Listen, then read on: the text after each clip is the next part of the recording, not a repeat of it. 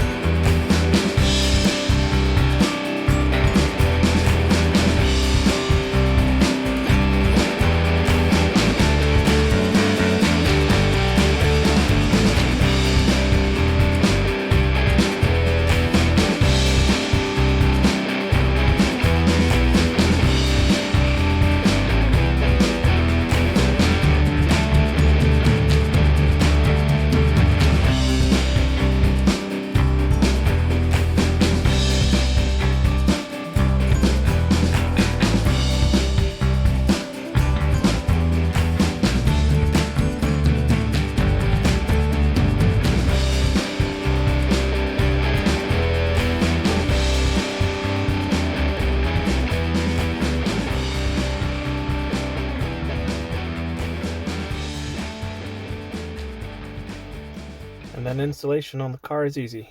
Just open up your ashtray a little bit, hook this down over there, push it back in place, and you're set.